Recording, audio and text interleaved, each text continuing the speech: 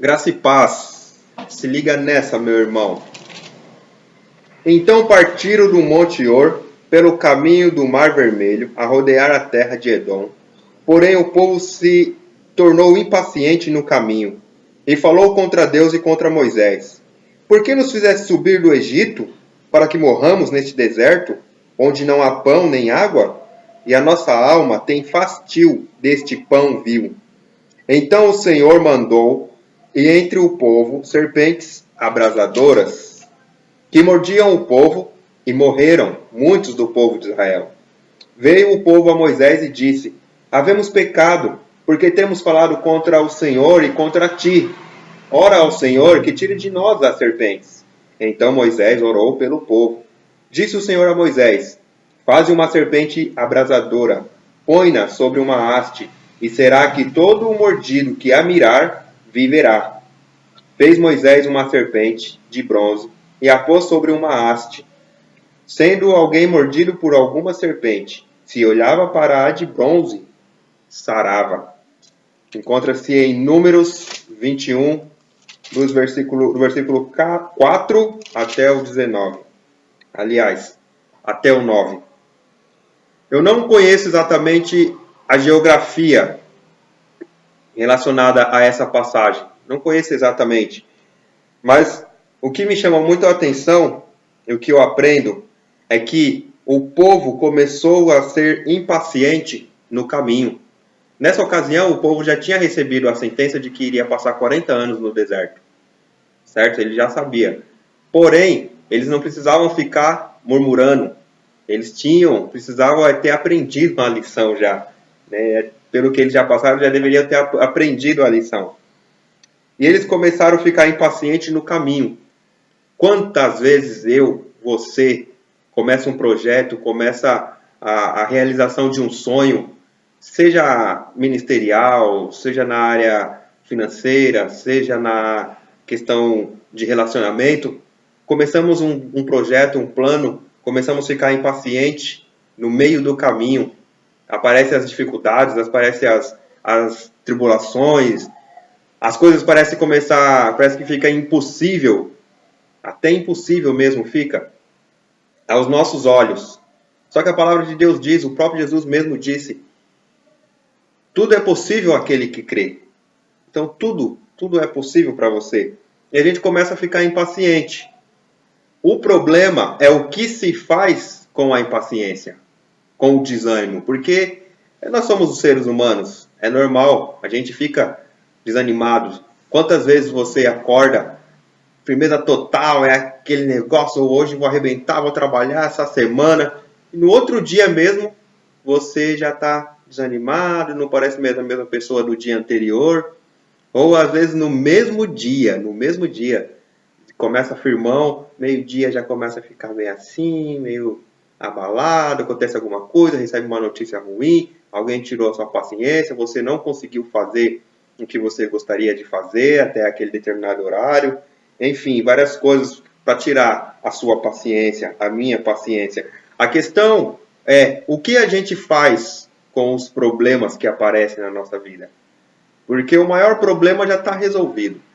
O maior problema da minha vida que eu não teria como resolver, já está resolvido. Da sua também. E se não está, tem jeito. Tem jeito de resolver isso daí. Porque o maior problema que teríamos que resolver seria a questão de ir para o inferno. Isso Jesus já resolveu para a gente. A gente não precisa mais se preocupar com isso. Já não vai mais para o inferno. Aquele que crê está salvo. Para todo aquele que crê, tenha a vida eterna. Você crê? Você tem a vida eterna. Se você não crê, acredite, meu irmão. Jesus livra a sua alma do inferno. Aí o povo começou a reclamar contra quem? Contra Moisés. Olha que erro, que fita errada. Eles começaram a reclamar contra Moisés. Não foi contra qualquer um, foi contra Moisés. Contra qual profeta você tem reclamado? De qual profeta você tem falado mal? Qual profeta do Senhor? Qual homem de Deus que você tem falado mal? Estou falando de homem de Deus, não os que se dizem ser, mas de quem você tem falado mal? De quem eu tenho falado ou pensado mal? eles começaram a reclamar contra Moisés. Não preciso falar aqui quem foi Moisés. Está na Bíblia. Todos sabem, todos conhecem. Quem foi esse homem? É um homem de Deus. Eles reclamaram contra Moisés. E o pior, além de reclamar contra Moisés, eles reclamaram também contra uma outra pessoa. Simplesmente contra Deus. Ficaram reclamando contra Deus, falando contra Deus. É o que está escrito aqui. E falou contra Deus e contra Moisés. Aí compraram briga, né? Uma briga com Deus. Querer brigar com Deus. Os caras falaram contra Deus. Aí eu digo para você, que situação é essa? É aquele ditado, cutucaram onça com vara curta, né? Ou cutucaram cobra com vara curta, onça com vara curta, como diz o ditado. Porque eles reclamaram que vocês tirou a gente do Egito, agora a gente vai morrer aqui.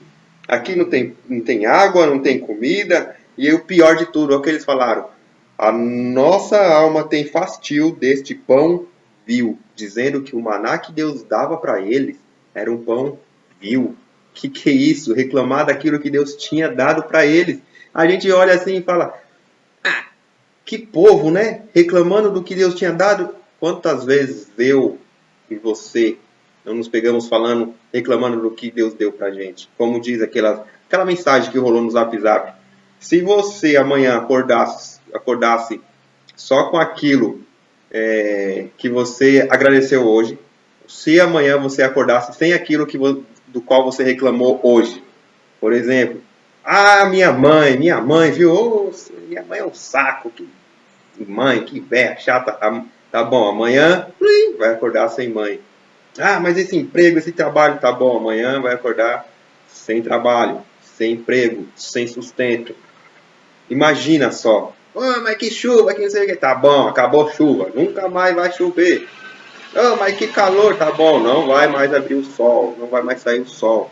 Acabou. Imagina. E a gente faz isso, realmente, às vezes a gente faz isso, a gente precisa se policiar muito nisso, tomar muito cuidado, porque olha o que aconteceu com o povo. Reclamou daquilo que Deus tinha dado para eles. O pão, o maná. Tá bom, reclamaram com Deus? O que Deus fez? Então o Senhor mandou entre o povo serpentes abrasadoras, que mordiam o povo, e morreram muitos do povo de Israel. Serpentes abrasadoras. A serpente picava o povo. Às vezes um mosquitinho pica um povo, começa a picar o povo, pessoas começam a ficar doentes, pessoas morrem por causa disso. Parece um pouquinho, né? As histórias parece que se repetem. Veio o povo a Moisés e disse, havemos pecado. O povo começou a pedir para Moisés orar por eles. Moisés, a gente pecou, a gente errou. Pelo menos eles se arrependeram aqui, eles confessaram o pecado. Eles se arrependeram e pediram para Deus, para Moisés orar a eles, orar por eles, a Deus. Então Moisés foi e orou. Orou. Deus falou para Moisés, faz uma serpente abrasadora, de bronze, aliás, e coloca essa serpente numa haste. Será que todo o mordido que olhar para a serpente vai ser curado? Pessoas estavam morrendo, olha a gravidade, estavam morrendo por causa da murmuração. E todo aquele que olhava para a serpente, aquele que era mordido, picado, olhava para a serpente de bronze que Moisés fez, ele era curado. Sendo que muito a ver com o que Cristo fez por nós. Podemos dizer que a serpente